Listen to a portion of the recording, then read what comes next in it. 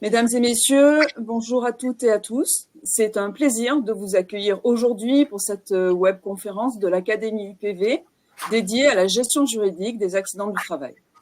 Que vous soyez connectés en direct ou que vous nous rejoigniez en différé, nous sommes ravis de vous compter parmi nous pour aborder ce sujet d'une importance capitale. Les accidents du travail représentent non seulement une préoccupation majeure pour la santé et la sécurité des travailleurs, mais ils posent également des défis juridiques complexes pour les employeurs. Notre conférence a pour objectif de clarifier le cadre juridique entourant les accidents du travail, aborder les cas particuliers comme le télétravail, définir ce qu'il convient de faire lorsque survient un accident du travail et préciser les conséquences de l'accident du travail sur le contrat de travail. Pour atteindre ces objectifs, nous avons le privilège d'accueillir deux experts du cabinet Fidal Avocat. Leur expertise et leurs expériences variées nous offriront un éclairage précieux sur les différentes dimensions de la gestion juridique des accidents du travail. Permettez-moi donc de vous présenter nos intervenantes d'aujourd'hui. Isabelle Coriat, avocate spécialisée en droit du travail, de la sécurité sociale et de la protection sociale, et Aurélie Dramard, avocate au département droit social et référente du pôle paye. N'hésitez pas à poser vos questions en ligne, nos intervenantes y répondront. Je vous souhaite à tous et à toutes une conférence enrichissante et je passe de suite la parole à nos intervenantes. Bonjour à tous et merci beaucoup Nathalie Chauvin. En effet, aujourd'hui, on va essayer de vous accompagner rapidement sur les réflexes à avoir sur la gestion des accidents du travail, de comprendre les enjeux et ce qu'il doit être fait à minima dès qu'il y a un accident du travail qui est constaté ou déclaré auprès de l'employeur. Parce que si vous avez déjà eu à déclarer un accident du travail, eh bien, vous avez vu qu'il y avait plusieurs enjeux. Ça va impacter le salarié et surtout l'entreprise. Quel est l'intérêt pour le salarié, lui, de déclarer un accident du travail? Tout d'abord, une meilleure protection, puisqu'il va y avoir une protection particulière vis-à-vis de la rupture du contrat de travail, on le verra au cours de notre présentation, et surtout une meilleure indemnisation versée notamment par la sécurité sociale, le cas échéant complétée par l'employeur, et puis il peut y avoir des incidences au moment du licenciement, si toutefois une inaptitude devait être constatée suite à cet accident du travail, puisque les indemnités sont supérieures à celles qui sont versées en cas d'inaptitude d'origine non professionnelle. Et puis, le régime indemnitaire est aussi sans limite, contrairement à la maladie ordinaire. Il y a donc tout un enjeu pour le salarié à voir reconnaître un accident du travail, mais l'impact ne concerne pas que lui, il va aussi concerner l'entreprise et les organismes de tant sécurité sociale que la CARSAT ou encore l'URSSAF. Pourquoi la sécurité sociale? Pour l'essentiel, vous le savez, c'est eux qui vont statuer sur la reconnaissance du caractère professionnel de l'accident et qui vont donc pouvoir, le cas échéant, engendrer toutes les conséquences juridiques sur l'accident du travail. Ils vont bien sûr verser les indemnités d'IJSS et puis ils vont informer la CARSAT qu'il y a eu un accident dans votre entreprise afin que celle-ci puisse, le cas échéant, modifier le taux de cotisation applicable au sein de l'entreprise relatif aux accidents du travail et maladies professionnelles, cotisation qui sera recouvrée par l'URSSAF. Il y a donc un vrai enjeu pour l'entreprise puisque l'accident du travail, si on devait résumer, augmente vos taux de cotisation. Ça constitue une absence protégée. Il y a potentiellement un risque de faute inexcusable. On le verra très rapidement dans notre présentation, mais ce n'est pas l'objet même. Et puis, un risque de reconnaissance d'inaptitude d'origine professionnelle de la victime avec une indemnisation supplémentaire. Ce n'est donc pas anodin pour l'entreprise. Parfois, on se dit que c'est indolore, que c'est juste une déclaration comme ça, mais pas du tout. Il y a des conséquences financières directement en premier lieu sur votre taux de cotisation. Quand bien même vous seriez sur un taux collectif, puisqu'en effet, votre taux de cotisation AT-MP varie en fonction du nombre de salariés en équivalent temps plein que vous avez, et au plus vous rapprochez de 150 salariés et dès que vous passez ce seuil-là, eh bien, ce sera ce qu'on appelle une tarification individuelle qui va être impactée directement par le nombre de sinistres dans l'entreprise, leur durée et leurs conséquences pour le salarié. Ce n'est donc vraiment pas anodin de déclarer un accident du travail. C'est pourquoi nous intervenons aujourd'hui, puisqu'il peut y avoir différentes majorations. Donc le but, ça va être d'abord de vous expliquer ce qu'est un accident du travail, quelles sont les conditions pour le reconnaître, et puis par la suite, nous verrons bien entendu les démarches à suivre dès lors qu'un accident est déclaré. Alors merci, bonjour Valérie Chauvin et merci de me laisser intervenir sur la définition de l'accident du travail. Il faut savoir que l'article L411-1 du Code de la sécurité sociale dispose « est considéré comme accident du travail, quelle qu'en soit la cause, l'accident survenu par le fait ou à l'occasion du travail à toute personne salariée travaillant à titre ou en quelque lieu que ce soit pour un ou plusieurs chefs d'entreprise ». Cette définition a peu changé, elle est quasiment identique à celle qui fut adoptée pour la première fois en France en 1898. C'est une responsabilité sans faute, peu importe la faute du salarié, peu importe la faute de l'employeur, il n'y a pas de notion de faute, il y a 3 conditions cumulatives. Les 3 conditions cumulatives sont événement à une date certaine, exigence d'une lésion corporelle et lien entre l'accident et le travail. Si ces 3 conditions sont réunies, il y a un accident du travail. Je ne vous cache pas que depuis 1898, les critères qui président à la définition de l'accident du travail ont évidemment largement évolué avec la jurisprudence qui aujourd'hui accède à des accidents du travail qui autrefois ne pouvaient pas être considérés comme tels. Donc la première condition, il faut un événement à une date certaine. On est passé du critère de la soudaineté à la date certaine. C'est un accident du travail si l'événement est soudain ou s'il a une date certaine, en sorte que si on peut dater l'événement certainement, cette condition est remplie. Ce critère-là va résulter pour l'essentiel de facteurs extérieurs, mais l'évolution de la jurisprudence va faire qu'on va accéder à des critères de facteurs intérieurs, on le verra tout à l'heure. En tout état de cause, la date certaine ou la date soudaine, c'est un accident du travail, à distinguer de la maladie professionnelle que nous ne traiterons pas ici, qui est caractérisée par une évolution lente, continue et progressive. Je vous donne un exemple. Un salarié tombe d'une échelle, il y a la soudaineté, c'est un accident du travail. Cas 2, un salarié contracte une infection à la suite d'une vaccination imposée par l'employeur dans le cadre du travail. L'événement a une date certaine, c'est un accident du travail. 3e exemple, un salarié est exposé à des produits chimiques toxiques pendant des années. Cette exposition ne va pas caractériser un accident du travail, mais une maladie professionnelle.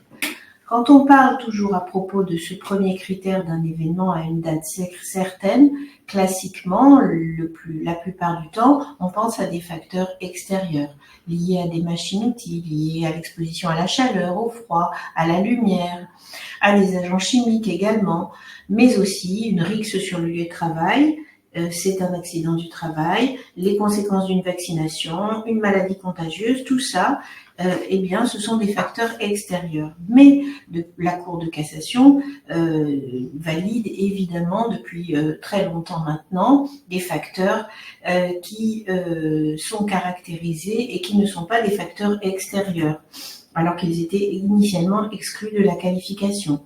Par exemple, les conséquences pathologiques d'un effort violent. Exemple, un salarié a un malaise cardiaque en tirant des câbles sur un chantier. C'est un accident du travail.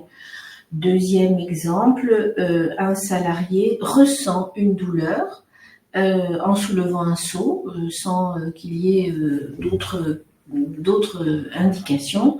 S'il y a un arrêt de travail, ça sera un accident du travail.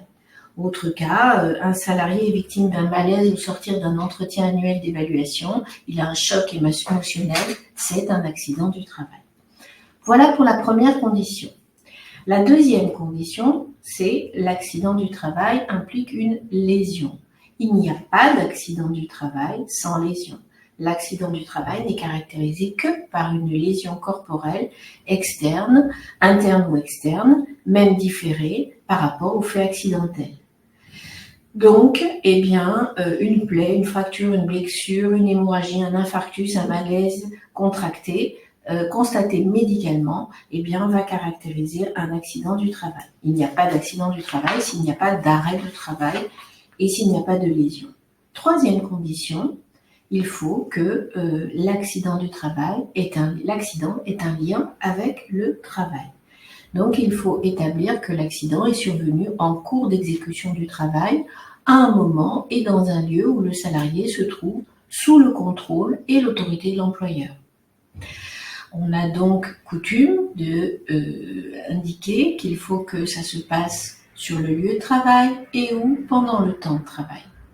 Le lieu de travail, c'est le local de travail, c'est l'ensemble des dépendances où l'employeur exerce ses pouvoirs d'organisation, de direction et de contrôle. Donc, c'est l'entreprise, c'est le parking, c'est la salle de pause, c'est le restaurant d'entreprise, c'est les sanitaires, mais ce n'est pas le bar d'en face.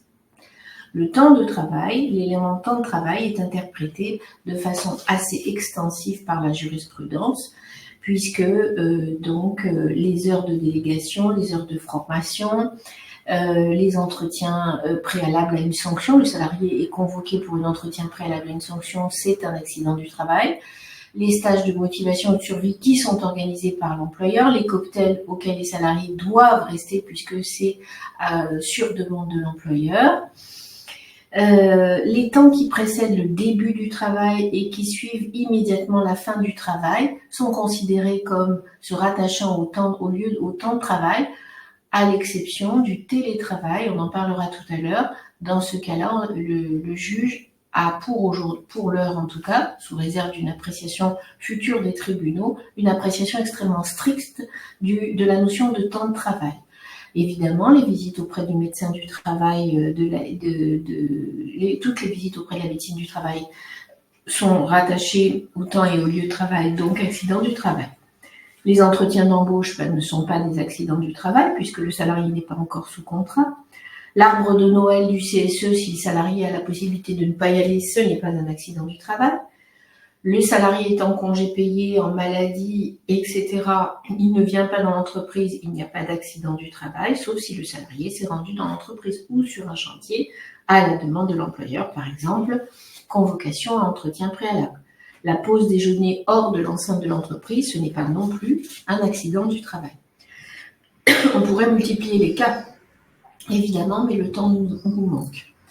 Alors, nous avons des cas particuliers. Une fois cernées ces trois conditions cumulatives, nous avons des cas particuliers, c'est-à-dire une appréciation un petit peu différente, sous un angle un peu différent, notamment la mission, le télétravail et le cas du suicide ou de la tentative de suicide. Alors, le premier accident particulier, c'est l'accident de mission. Le salarié envoyé en mission par son employeur bénéficie de la législation sur les relatives aux accidents du travail et donc la jurisprudence nous dit peu important que l'accident survienne à l'occasion d'un acte professionnel ou d'un acte de la vie courante, sauf pour l'employeur ou la caisse à rapporter la preuve que le salarié avait interrompu sa mission pour un motif personnel. La notion de mission concerne toutes les missions, aussi bien les salariés envoyés ponctuellement en mission que des salariés qui sont appelés en vertu de leur profession à se déplacer continuellement. En tout état de cause, il y a accident du travail pendant la mission, mais il y a également, là on a une définition extensive une acception extensive de l'accident du travail et pas de trajet, pour se rendre sur le lieu de mission, pour revenir du lieu de mission, et puis, au-delà de cela, accident du travail dans les actes de la vie courante, mais qui se rattachent à la mission.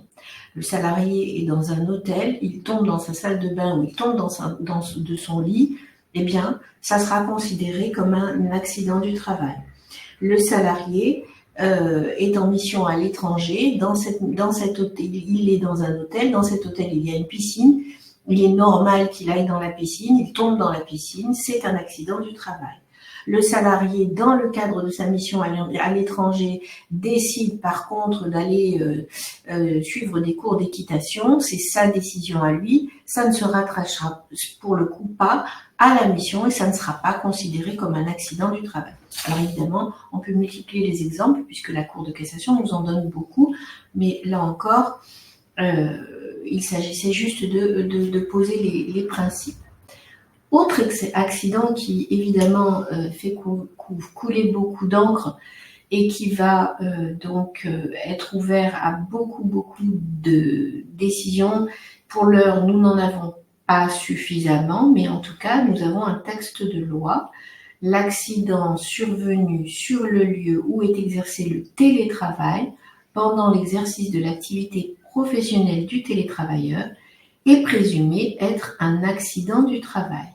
Et il appartient à l'employeur qui entend contester cette qualification de démontrer que l'accident est sans lien avec l'exécution du travail. Alors, on a des difficultés évidemment puisque le salarié travaille à son domicile ou dans un lieu de coworking, en tout cas dans un endroit qui va être normalement prédéterminé par l'employeur.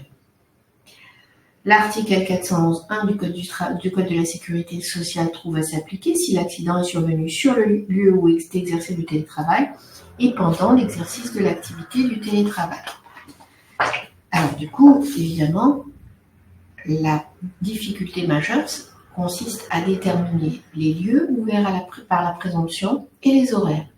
Quand on parle de lieux ouverts à la présomption, on a pris le soin, dans le cadre d'une charte, d'un contrat, peu importe, de décider où se situaient les limites du lieu de télétravail. C'est fondamental pour l'entreprise de délimiter cela, de dire qu'on peut télétravailler à son domicile, on peut télétravailler dans un lieu de coworking, mais on ne télétravaille pas, par exemple, dans un jardin ouvert en surveillant ses enfants au petit jardin. Je donne un exemple, mais c'est un exemple qui nécessite évidemment une appréciation a priori. De la même manière, les horaires de télétravail doivent être également précisés, y compris pour des salariés en forfait jour. Il faut qu'on sache à quel moment ils sont connectés et à quel moment ils sont potentiellement en accident du travail. Voilà. Donc, l'application de la présomption d'accident du travail nécessite un problème de rapporter la preuve de la matérialité de l'accident et de sa survenance à l'occasion du travail, d'où la nécessité de prédélimiter le temps et le lieu de travail. À propos du temps et du lieu de travail, nous avons très peu de décisions et nous en avons finalement aucune de la Cour de cassation. Nous attendons impatiemment la position des tribunaux. C'est une jurisprudence en pleine construction. En tout état de cause, on sait que par des arrêts de cour d'appel, pour l'heure, l'appréciation de l'accident du travail en télétravail est finalement assez restrictive. Exemple, numéro 1, un salarié télétravaille, il est au temps de travail, et pendant son temps de travail, il sort de chez lui parce qu'il entend un bruit à l'extérieur. En fait, il y a un camion qui va heurter un poteau, et sa connexion Internet va être interrompue. Donc le salarié dit « Je suis sorti de mon domicile parce que je ne pouvais plus télétravailler, parce que je n'avais plus de connexion Internet, donc j'ai eu un accident du travail dans la rue pour les besoins de mon activité. » La Cour d'appel de La Réunion va dire « Non, vous n'étiez pas en télétravail parce que vous aviez interrompu votre travail sans lien avec le travail et du coup vous ne vous trouviez plus sur le lieu de travail puisque vous étiez à l'extérieur, donc ce n'est pas un accident du travail. » Cas numéro 2, une télétravailleuse finit son travail à 16h et elle déclare avoir chuté des escaliers en remontant les escaliers de la pièce qu'elle avait aménagée pour son télétravail à 16h02. Et la cour d'appel d'Amiens va dire non, ce n'est pas un accident du travail parce qu'à 16h02, c'est pas 16h et donc vous n'êtes plus pendant les heures de télétravail. Voilà l'appréciation stricto sensu qui est faite pour le moment par les tribunaux de la notion de télétravail. Encore une fois, jurisprudence en pleine construction. Voilà pour le télétravail. Dernier cas, eh bien, le suicide ou la tentative de suicide. Il faut savoir que, alors, initialement, la Cour de cassation rejetait le suicide au titre des accidents du travail en estimant qu'il s'agissait d'un fait intentionnel du salarié qui ne pouvait pas entrer dans la définition. Elle a admis le caractère professionnel de l'accident dès lors qu'il était la conséquence d'un acte non réfléchi. Désormais, donc, la Cour de cassation détache totalement la notion de suicide ou de tentative de suicide de l'existence d'un élément intentionnel. En réalité, eh bien, le suicide est reconnu comme accident du travail s'il n'a pas une cause étrangère à l'entreprise. Exemple d'accident du travail reconnu, un salarié qui immédiatement après des remontrances de l'employeur se suicide. Autre exemple, une tentative de suicide du salarié immédiatement après l'annonce de son licenciement, acte non réfléchi. À l'inverse, rejet du suicide comme accident du travail d'un salarié alors qu'il avait un état dépressif antérieur et depuis quelque temps, en sorte que pas de lien avec le travail. Voilà. Si le suicide intervient en dehors du temps et du lieu de travail, les ayants droit devront démontrer que le suicide est dû au travail, donc la présomption tombe. Et il faut savoir que dans tous les cas de suicide, eh bien, la caisse réclame une autopsie. Si l'autopsie est refusée, l'accident sera rejeté. Voilà. Dernier cas, l'accident de trajet. L'accident de trajet, c'est l'accident qui survient entre, d'une part, le lieu de travail et d'autre part, la résidence principale ou la résidence secondaire, en tout cas celle qui présente un caractère de stabilité ou tout autre lieu où le salarié se rend habituellement pour des motifs d'ordre familial. Et également le restaurant, la cantine ou le lieu où le salarié prend habituellement ses repas en dehors de l'entreprise. L'accident de trajet est reconnu comme tel sur tout ce trajet aller-retour et y compris lorsque le salarié se détourne mais pour des actes de la vie courante sans effectuer de détour. Donc il va à la boulangerie chercher le pain sur son trajet, ça restera un accident de trajet. Il passe à l'école chercher ses enfants, ça restera un accident de trajet. Par contre, il fait un détour à l'aéroport pour aller chercher quelqu'un, là ça ne sera plus un accident de trajet. Voilà pour toutes ces définitions. Donc, l'accident de travail va recouvrir plusieurs situations, mais on retombe à chaque fois sur les 3 critères essentiels de la reconnaissance, et notamment l'un qui est vraiment important, c'est que l'accident se soit produit au temps et au lieu de travail. Dès lors que vous allez déclarer que l'accident s'est produit dans ces conditions-là, eh bien, le salarié va bénéficier de ce qu'on appelle une présomption d'imputabilité. On va considérer que l'accident est dès lors présumé d'origine professionnelle. Néanmoins, sans qu'il y ait de preuves particulières à rapporter. La seule chose, c'est qu'il déclare que ce soit au temps et au lieu de travail. Mais cette présomption de reconnaissance ne veut pas dire que l'employeur ou la caisse ne peut pas rapporter la preuve contraire.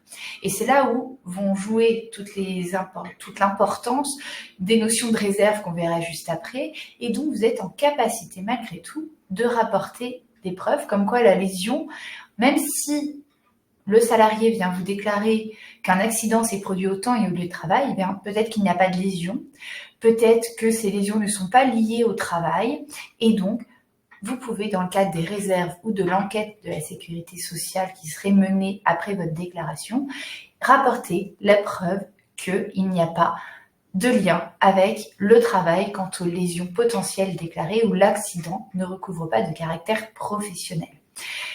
Ça va jouer néanmoins cette présomption pour toutes les lésions qui apparaissent immédiatement après l'accident, mais aussi dans un temps voisin, puisque parfois, on peut avoir de nouvelles lésions qui apparaissent dans les jours, dans les semaines qui suivent, et donc elles vont bénéficier de la même présomption d'imputabilité à l'accident. Donc, dans ce cas-là, normalement, le salarié n'aura pas de preuves particulières à rapporter. En revanche, si l'accident s'est produit autant, mais pas au lieu de travail ou l'inverse, et où des lésions sont apparues ultérieurement, ce sera au salarié de rapporter la preuve ou à la caisse, dans le cadre d'une enquête, le cas échéant, de démontrer qu'il y a un lien entre l'accident et la lésion déclarée. Et donc, la charge de la preuve ne va pas porter sur l'employeur. C'est vraiment au salarié, dans ce cas-là, de démontrer qu'il y a un lien entre l'accident qu'il déclare et la lésion qu'il estime avoir subie. Ce régime de la preuve est important puisqu'il va impacter, le cas échéant, vos déclarations. Donc, dès lors qu'un salarié vient désormais vous informer qu'il y a eu un accident du travail, qu'il a subi un accident et qu'il estime avoir eu des lésions, l'employeur a une obligation, celle de faire une déclaration accident du travail, et elle doit être faite dans les 48 heures de la connaissance de l'accident. Ce n'est pas la connaissance directe de l'employeur, il suffit qu'un supérieur hiérarchique ait connaissance de l'accident pour que le délai de 48 heures court. C'est important de respecter ce délai puisqu'il peut y avoir des sanctions et notamment le refus de prise en charge par la sécurité sociale qui imposerait à l'employeur d'indemniser sur ses propres deniers le salarié. Dans le cadre de la déclaration, il y a plusieurs renseignements à donner. Ils doivent être exacts et surtout, il ne faut pas hésiter à mettre tous les détails dont vous auriez pu avoir connaissance, notamment s'il y a des témoins. Lorsqu'on parle de témoins, c'est pas seulement quelqu'un qui aurait vu juste le salarié par terre après l'accident. C'est important, lorsqu'on parle de témoin direct, c'est le salarié qui aurait vu celui qui prétend être victime d'un accident effectivement chuter et vu toutes les circonstances. C'est important de recueillir dans ce cas-là son témoignage pour l'ajouter à la déclaration d'accident du travail. Il y a plusieurs façons de faire une déclaration d'accident du travail. Il est possible, dans certains cas, d'avoir recours à ce qu'on appelle un registre des AT bénins. Pour avoir un tel registre dans l'entreprise, il faut avoir l'autorisation de la CARSAT qui va autoriser cela, notamment que si on retrouve dans l'entreprise un médecin, un infirmier ou un référent sécurité et hygiène qui a un diplôme de secouriste. Qu'il existe aussi un poste de secours d'urgence et ne pourront être déclarés dans ce registre que les accidents qui n'ouvrent pas lieu à arrêt de travail. Pourquoi c'est important de les suivre aussi, ces accidents? C'est parce que ce n'est pas parce qu'au moment où le salarié déclare qu'il a eu une lésion qui ne veut pas s'arrêter que peut-être celle-ci ne va pas évoluer ou finalement nécessiter le soir même ou 2-3 jours après un arrêt de travail. Il est donc important de le suivre et de faire toutes les déclarations à ce moment-là.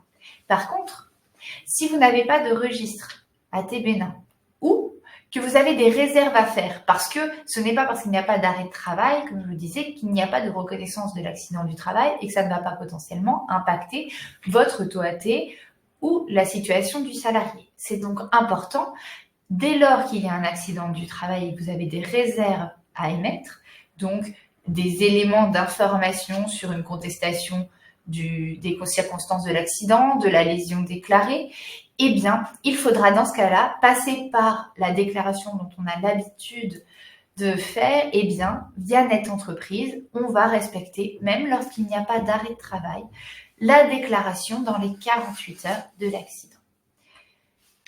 Je vous parlais de réserves. C'est important d'émettre des réserves si vous en avez, puisque ça pourra conduire la sécurité sociale à mener une enquête avant de reconnaître immédiatement le caractère professionnel de l'accident et donc que ça ait pour conséquence de donner aux salariés tout le régime de l'accident du travail. Certes, la protection pour lui, mais aussi d'éviter que cet accident du travail intègre votre taux AT et qu'il y ait des conséquences potentielles d'indemnisation supplémentaire pour le salarié. Sur quel motif nous pouvons faire des réserves? Qu'est-ce qui a été reconnu tant par des circulaires de la sécurité sociale ou encore par la jurisprudence. On peut notamment faire des réserves sur le fait qu'on a été informé tardivement de l'accident.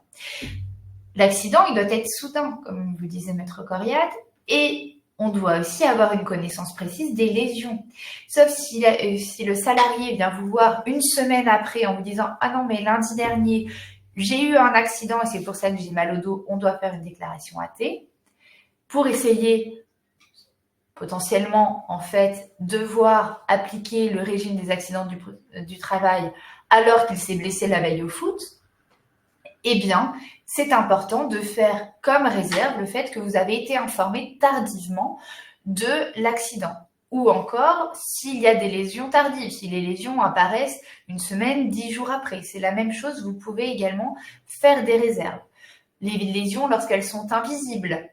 Ou encore s'il n'y a aucun témoin. Parce que là, dans ce cas-là, vous allez être obligé de faire une déclaration accident du travail sur les seuls propos rapportés par le salarié.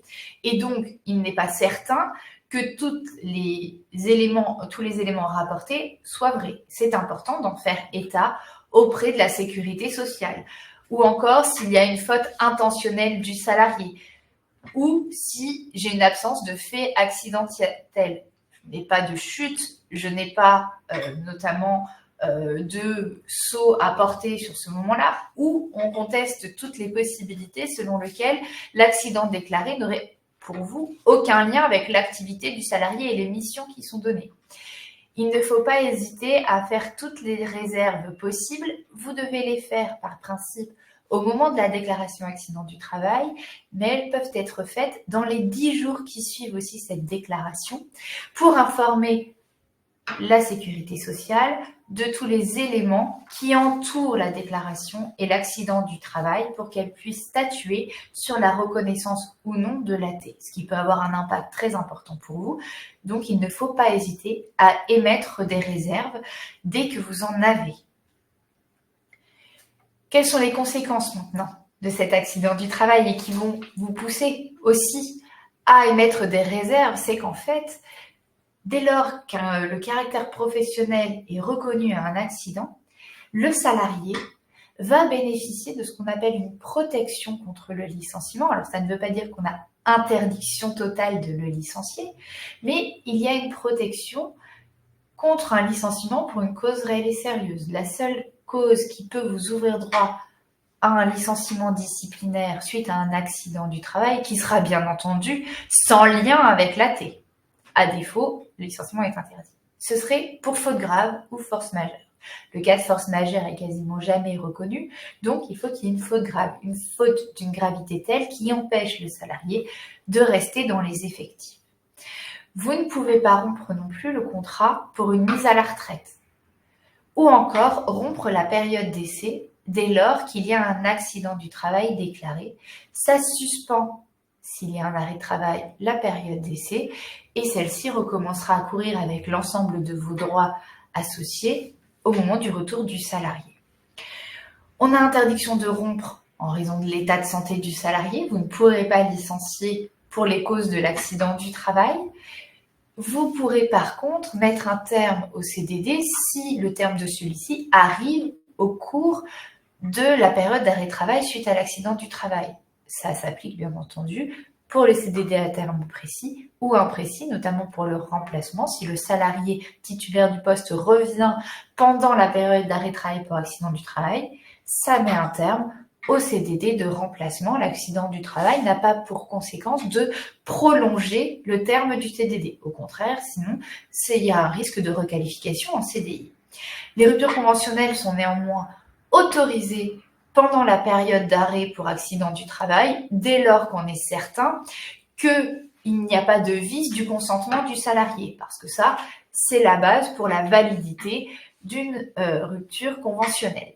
La démission et le départ à la retraite, donc une rupture unilatérale du contrat de la part du salarié est toujours possible.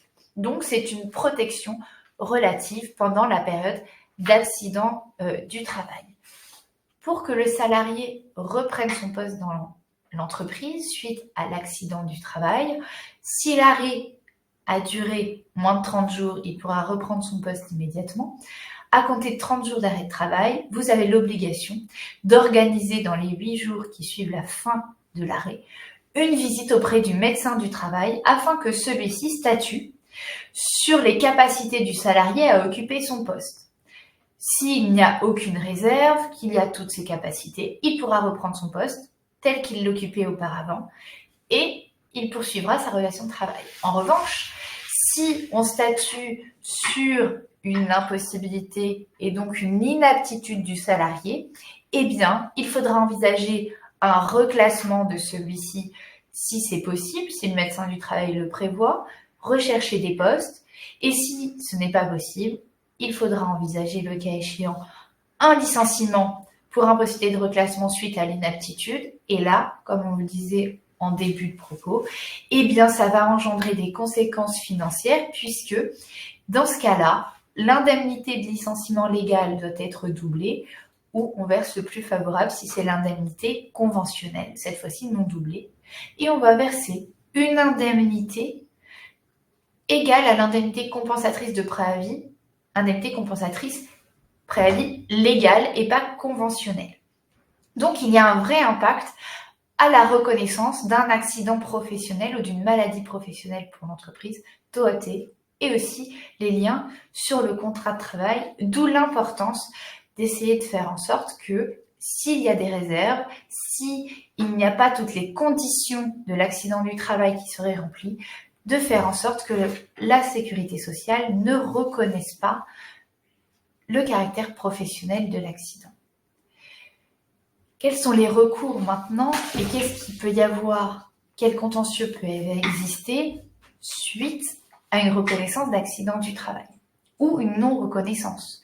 Parce qu'en effet, le salarié, comme je vous le disais, a tout intérêt à voir reconnaître le caractère professionnel de son accident, notamment pour bénéficier d'une indemnisation supplémentaire versée par la sécurité sociale. Donc, en cas de refus de prise en charge, le salarié pourra agir pour demander, faire reconnaître une contestation du coup de cette non-reconnaissance et faire en sorte que l'avis de la sécurité sociale soit modifié. Dans un tel cas, s'il obtient gain de cause, la modification de la décision impactera le salarié, mais vous resterez sur la décision initiale, à savoir que pour vous, il n'y a pas de reconnaissance du caractère professionnel, ça n'impactera pas notamment votre TOAT. Dans le cas contraire, s'il y a une reconnaissance dès l'origine du caractère professionnel de l'accident, alors que vous aviez émis des réserves notamment, alors qu'on a la preuve qu'il n'y a pas de caractère professionnel à l'accident, vous êtes en capacité et en droit, bien entendu, de saisir initialement ce qu'on appelle la CRA, la commission de recours à amiable, puis par la suite, le cas échéant, le pôle social du tribunal judiciaire, pour là aussi faire modifier la décision, faire reconnaître qu'il n'y a pas de caractère professionnel à l'accident, afin que cette décision de prise en charge ne vous soit pas opposable et surtout ne vienne pas impacter votre TOAT. C'est donc très important, le cas échéant, de contester une prise en charge si il n'y a pas toutes les conditions de reconnaissance d'un accident du travail. Et pourquoi? Parce que aussi le salarié qui est victime d'un accident du travail est en droit d'agir en demandant des dommages et intérêts supplémentaires, notamment dans le cadre du contentieux qu'on appelle le contentieux de la faute inexcusable. Faute inexcusable, c'est lorsque l'employeur avait ou aurait dû avoir conscience du danger et n'a pas pris toutes les mesures pour protéger le salarié. Bien entendu, ça ne suffit pas dans ce cas-là d'avoir juste un accident du travail. Faut-il au salarié de rapporter la preuve ou des éléments laissant supposer que vous n'avez pas rempli vos obligations en matière de santé et sécurité. Dans ce cas-là, ça va lui permettre de demander des réparations supplémentaires à celles qui ont déjà été ouvertes grâce à la prise en charge CPAM avec le versement IDJSS. Il va demander notamment des dommages et intérêts pour un préjudice corporel, un préjudice d'agrément s'il ne peut plus exercer notamment tous les loisirs comme il le veut, ou encore un préjudice esthétique si notamment son physique est atteint. Et plusieurs préjudices comme ceci peuvent être demandés en réparation. Il peut demander aussi des majorations de rente. Ça peut donc être très coûteux pour l'entreprise il ne faut pas hésiter dans ces cas-là à voir aussi, en fonction des secteurs d'activité, à prendre une assurance pour la faute inexcusable afin de vous éviter d'avoir à payer ou de aider à avoir une prise en charge de toutes les contestations et condamnations pour faute inexcusable. Dernier contentieux qu'on peut connaître, c'est la contestation du TOAT, puisque comme je vous le disais, dès lors qu'il y a une reconnaissance d'accident du travail et que l'on approche les 150 salariés et qu'on dépasse ce seuil, eh bien tout accident du travail, en fonction de sa durée, des potentielles causes sur la validité du salarié à occuper un poste de travail à terme, eh bien tout ça va venir impacter et augmenter votre taux accident du travail, sachant qu'un accident du travail va impacter votre taux sur 4 ans. Donc, il est important de vérifier le taux accident du travail qui vous est notifié en début d'année pour voir déjà tous les accidents qui sont pris en compte et le cas échéant, ne pas hésiter à contester, notamment si vous aviez une absence de reconnaissance d'accident du travail de certains accidents. La durée peut être contestée également puisqu'il peut y avoir un impact sur le coût pris en compte dans votre TOAT. Donc, vous l'aurez compris, l'accident du travail n'est vraiment pas neutre pour l'entreprise. Il y a des conditions, des critères à valider pour qu'il y ait une reconnaissance de l'accident du travail. Et puis, il ne faut pas hésiter à émettre des réserves sur toutes les circonstances dont vous auriez connaissance et qui pourraient avoir un enjeu sur la prise en charge ou non de cet AT, puisqu'il y a des impacts pour votre entreprise qui ne sont non négligeables. Voilà pour notre présentation d'aujourd'hui. On espère vous avoir aiguillé un petit peu sur ce qu'est un accident du travail et les mesures à mettre en œuvre dès la reconnaissance, ou du moins dès la constatation d'un accident du travail ou demande de déclaration. Merci beaucoup. Alors, on n'a pas eu beaucoup de questions dans le chat. Moi, j'en avais 3 de mon côté pour vraiment éclairer nos participants aujourd'hui. Le salarié vient voir l'employeur en disant je suis tombé, je me suis fait mal à tel endroit à l'heure du travail. L'employeur, en gros, si je comprends bien, il n'a pas d'autre choix que de faire la déclaration accident du travail. Et ça sera ensuite la sécurité sociale qui se prononcera sur le caractère professionnel ou pas de cet accident. En effet, et dans ce cadre-là, il est évidemment, comme vous l'avez dit Aurélie Dramart, nécessaire, dans le cas typiquement que vous venez de décrire, de faire des réserves pour que la caisse diligente une enquête. Si vous ne mettez pas de réserve, ça sera reconnu en accident du travail. Si vous mettez des réserves, le temps, le lieu de travail n'est pas connu, il n'y a pas de témoin. Donc, c'est la matérialité des faits qui, globalement, est un peu contestée et il y aura une enquête. Donc, oui, il faut faire une déclaration et oui, il faut émettre des réserves. Même si vous avez un doute, la déclaration est obligatoire dès lors qu'un salarié vous dit qu'il a été victime d'un accident sur le lieu de travail. Même si pour vous, c'est faux, il faudra dans ce cas-là juste, je disais, faire les réserves, mais une déclaration est obligatoire. Donc, en fait, c'est pas à l'employeur de se poser la question de savoir si, par rapport aux 3 éléments que vous avez cités, c'est un accident du travail ou pas. Lui, son obligation, c'est de faire la déclaration dans les 48 heures. En effet. Tout à fait. Et pour aller plus loin, comme je vous l'ai dit en tout début de propos, l'accident du travail, c'est une responsabilité sans faute. Donc, on se fiche complètement de savoir si le salarié a chanté un système de sécurité, si il était alcoolisé, peu importe. Ça sera un accident du travail. Après, vous verrez sur le terrain disciplinaire ce que vous ferez, mais l'accident du travail est déconnecté de toute notion de faute du salarié. Ça impactera potentiellement la faute inexcusable de l'employeur ou pas, mais pas l'accident du travail. Autre question, donc on a vu que pendant la période de suspension du contrat de travail suite à un accident du travail, le licenciement, le salarié est protégé, donc il y a une protection contre le licenciement. On a envisagé la faute grave. Est-ce qu'un licenciement pour motif économique est envisageable pendant cette période ? Alors, le licenciement pour motif économique donc obéit à 3 critères cumulatifs. qui sont d'abord le contexte économique, c'est-à-dire des difficultés économiques il faut un motif économique. Deuxièmement, donc, il faut une suppression d'emplois. Et troisièmement, donc, il faut respecter une obligation de recherche de reclassement. Après, on a, dans la procédure de licenciement pour motif économique, à respecter, si plusieurs salariés sont dans la même catégorie professionnelle, les critères de l'ordre du licenciement. Voilà. Donc, lorsque les 3 premières conditions cumulatives sont vérifiées, je peux pas attendre qu'un salarié ait fini d'être en accident du travail pour engager ma procédure de licenciement économique. Vous comprenez bien. Donc, si j'ai des difficultés économiques, si je dois supprimer le poste, je donne un exemple. Le salarié est le seul dans sa catégorie et il est en accident du travail. Qu'est-ce que je peux pas faire autrement? Ou son contrat de travail est suspendu pour maladie, peu importe. En réalité, le motif économique va être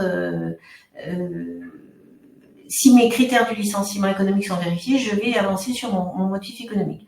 En revanche, il y aura, donc dit la Cour de cassation, des bémols dans les modalités d'appréciation quand on sera en train d'apprécier les critères de l'ordre, notamment si plusieurs salariés sont concernés.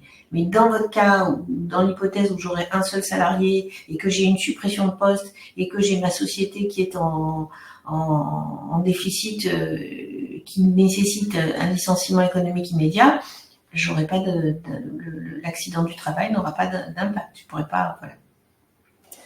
Et enfin, une question qui revient très régulièrement au service juridique de l'Union patronale du Var, c'est que fait-on du salarié entre la date de la fin de son arrêt, donc salarié en arrêt suite à un accident du travail, et la date de la visite de reprise, parce qu'on a parfois des délais qui sont un peu longs, donc on sait que c'est dans les 7 ou 8 jours, mais pour autant, sur ce délai-là, qu'est-ce qu'on fait? Est-ce qu'on laisse le salarié reprendre le travail? Est-ce qu'il vaut mieux... voilà, qu'est-ce qu'on fait? Non, jamais. Tant que la visite de reprise n'a pas eu lieu, tant que le médecin du travail n'a pas statué sur les capacités du salarié, il ne reprend pas le travail. Pourquoi? Parce que s'il se rend sur le travail, qu'il a de nouveau un accident du travail, ou même il était en arrêt maladie ordinaire à l'origine, il reprend, il y a un accident du travail, là par contre, vous avez quasiment 100% de chance d'avoir une reconnaissance de la faute inexcusable parce que vous ne saviez pas dans quelles conditions il avait le droit de reprendre. Alors c'est vrai que les textes juridiques en eux-mêmes vous laissent entendre qu'il pourrait reprendre le travail. C'est faux. On ne peut pas vous laisser faire ça, ce d'autant qu'en plus, la jurisprudence nous dit que dans ces cas-là, le salarié n'est pas protégé. Et même s'il reprend de lui-même, le seul fait de ne pas lui avoir dit de rester chez lui, c'est potentiellement une faute. Se pose aussi la question de se dire, d'accord, je le laisse chez lui, mais qu'est-ce que je fais en matière de rémunération? La jurisprudence nous dit que normalement, dans un délai de 8 jours, le contrat reste suspendu, mais il faudrait maintenir malgré tout la rémunération. Parce qu'il est reconnu comme étant à la disposition de l'employeur. Donc la jurisprudence, au vu de ce critère-là, vient nous dire que la rémunération devrait être versée. Donc ça peut être très dur en effet lorsque on est juste victime de manque de médecins de travail pour pouvoir avoir une visite dans les temps, mais malheureusement la jurisprudence et les avis sont dans ce sens-là. Alors est-ce qu'il est possible aussi dans ce cas-là d'inciter le salarié à poser des congés? Vous pouvez en effet, mais s'il refuse, vous ne pourrez pas le forcer parce que je rappelle, le délai pour imposer des congés payés à un salarié, c'est minimum 1 mois d'information entre l'information et la date de prise. Donc malheureusement, vous avez rarement un salarié qui va venir vous dire 1 mois avant qu'il va reprendre à cette date et vous permettre de répondre en lui disant ce serait bien de prendre vos congés payés. Donc s'il ne veut pas, il ne peut se passer de congé. En revanche, s'il vous le demande, il peut être en congé payé, il n'y a pas de souci. Et dans ce cas-là, la visite de reprise peut avoir lieu après les congés payés. Donc, s'il part 15 jours, 3 semaines en congés payés, ou voire plus avec la nouvelle législation, eh bien, vous pourrez faire la visite de reprise à l'issue, puisqu'il ne sera pas réputé avoir repris effectivement son poste. Bien, je vois que nous n'avons pas d'autres questions, donc il me reste à vous remercier, Madame Bramard et Madame Coriat, pour vos éclairages. Je pense que nos participants, du coup, ils voient un peu plus clair sur la gestion juridique des accidents du travail. Merci aux participants pour votre écoute. L'Académie UPV fait une trêve estivale, donc on vous retrouve à la rentrée. On n'a pas encore très bien défini le thème, on est en train de vous préparer un beau programme. Je vous souhaite une belle fin de journée et je vous dis à bientôt. À bientôt, merci.